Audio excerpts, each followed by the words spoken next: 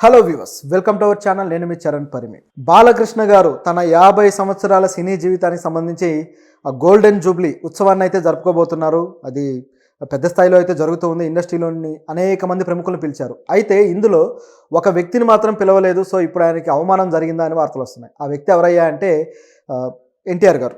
Junior NTR గారిని పిలవలేదు అని చెప్పేసి ఆయన ఫ్యాన్స్ సోషల్ మీడియాలో బాధపడుతూ ఉన్నారు. అదేవిధంగా కొన్ని మీడియా సంస్థలు అయితే ఆయనకు అవమానం జరిగింది, గత కొద్ది కాలంగా ఎన్టీఆర్ని అవమానిస్తున్న బాలయ్య అన్నట్టుగా వార్తలు వస్తున్నాయి. అయితే దీంట్లో నిజంగా పిలిచారా, పిలవలేదా, పిలవకపోతే అవమానమా, అసలు ఏంటి దీని చర్చ అనేది ఒకసారి చూద్దాం. ఎందుకంటే ఇది ఎప్పుడు కూడా డిస్కషన్కి ఉన్న పాయింటే. ఎందుకంటే టీడీపీ, ఎన్టీఆర్ ఈ రెండింటి మధ్య ఒక అనుబంధం ఎలా ఉంటుందంటే జంపింగ్ జపాంగ్లాగా అడుగు వేయటం, అడుగు తీయడం, అడుగు వేయడం, అడుగు తీయడం, ఒక సమాంతరమైన రేఖలాగా ప్రయాణిస్తూ ఉంటారు. దూరంగా ఉన్నారంటే దూరంగా ఉండరు, పోనీ కలిసిపోయారంటే కలవరు, అలా ఉంటుందన్నమాట.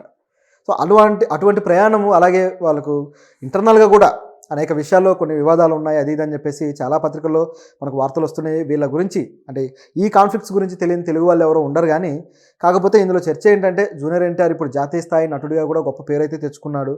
సో ఇటువంటి నటుడిని, అలాగే తన కుటుంబం, నిజం చెప్పాలంటే మూడవ తరంలో ఎన్టీఆర్ గారి మూడవ తరంలో ఆయన పేరుని విలువని నిలబెడుతూ ఉన్న వ్యక్తి ఎవరైనా ఉన్నారంటే ఖచ్చితంగా అది జూనియర్ ఎన్టీఆర్ అని చెప్పక తప్పదు.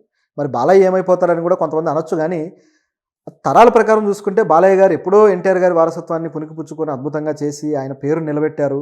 ఆయన చేయగలిగిన అన్ని పాత్రలు బాలయ్య గారు చేసేశారు. ఎన్టీఆర్ గారు చేయగలిగిన అన్నీ చేశారు. ఇంకా చెప్పాలంటే ఎన్టీఆర్ గారు సైన్స్ ఫిక్షన్లో చేశారో లేదు తెలియదు, కానీ బాలయ్య గారు అయితే సైన్స్ ఫిక్షన్లు కూడా చేశారు ఒకటి అర.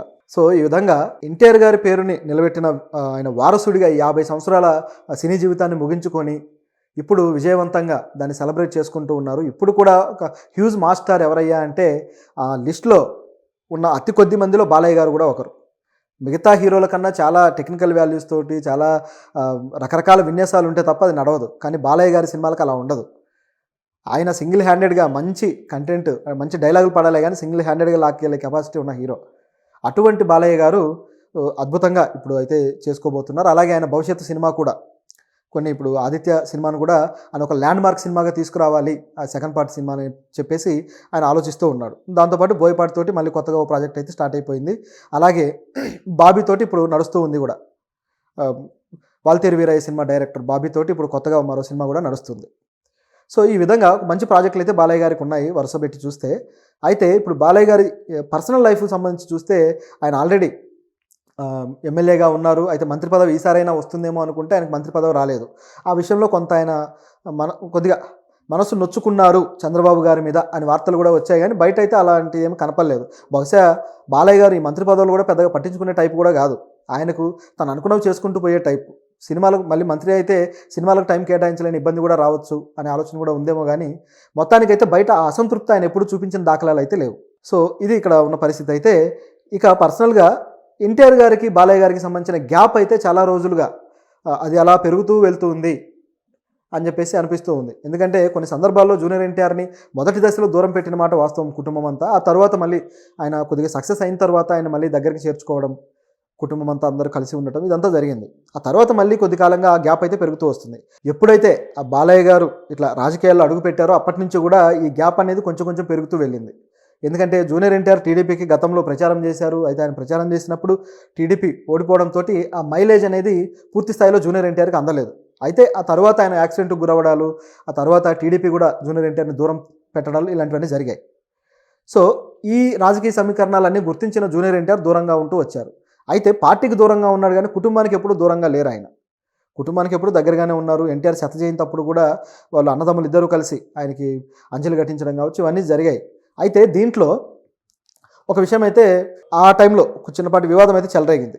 అదేంటయ్యా అంటే ఎన్టీఆర్ సమాధి దగ్గర ఏదైతే ఫ్లెక్స్ బ్యానర్లు ఇవన్నీ కట్టిన టైంలో ఎక్కువగా ఎన్టీఆర్ ఫోటోలు, జూనియర్ ఎన్టీఆర్ ఫోటోలు ఇవన్నీ ఉండటంతో అక్కడికి వచ్చిన బాలయ్య గారు హర్ట్ అయ్యి వాటన్ని తొలగించండి అని చెప్పేసి ఆయన కొద్దిగా ఫ్రస్ట్రేట్ అవ్వడం అనేది మీడియాలో కూడా కనిపించింది.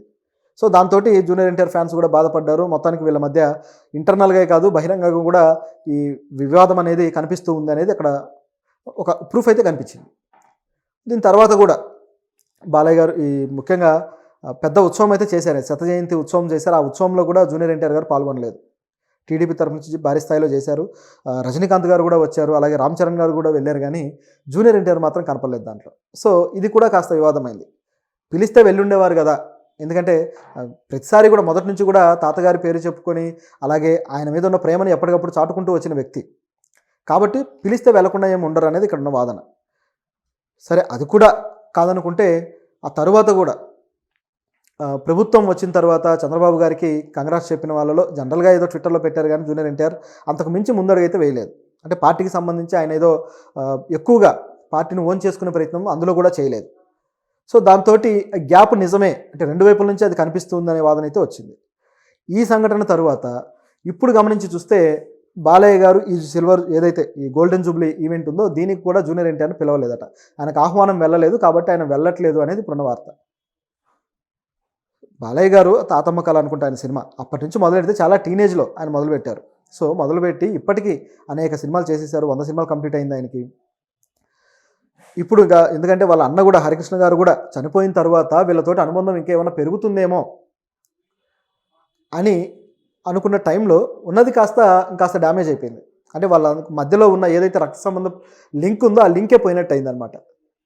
దాంతో ఆ గ్యాప్ పెరుగుతూ వచ్చింది. చూస్తూ ఉంటే మొదటి నుంచి కూడా మా బాలబాబాయ్ అని చెప్పుకుంటూ ఉన్న ప్రేమగా ఆప్యాయంగా పిలిచే ఎన్టీఆర్ అన్న కళ్యాణ్ రామ్ గారు.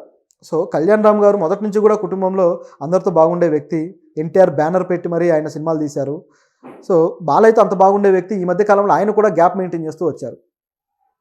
సో దాంతోటి ఏమైపోయిందంటే ఈ అన్నదమ్ములను సపరేట్ చేసేసారా అంటే టీడీపీలో జరుగుతున్నదా లేకపోతే బాలయ్య వ్యక్తిగతమా అన్నట్లుగా తయారైంది ఇది. ఓవరాల్గా గమనించి చూసినప్పుడు ఇందులో ఇది టీడీపీ సంబంధించిన భావజాలమే ఇందులో కనిపిస్తుంది.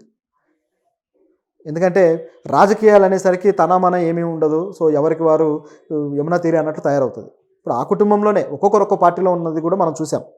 పురంధరేశ్వర్ గారు ఇప్పుడు బీజేపీ అధ్యక్షురాలుగా ఉన్నారు. చంద్రబాబు గారు ఇప్పుడు తెలిసిందే.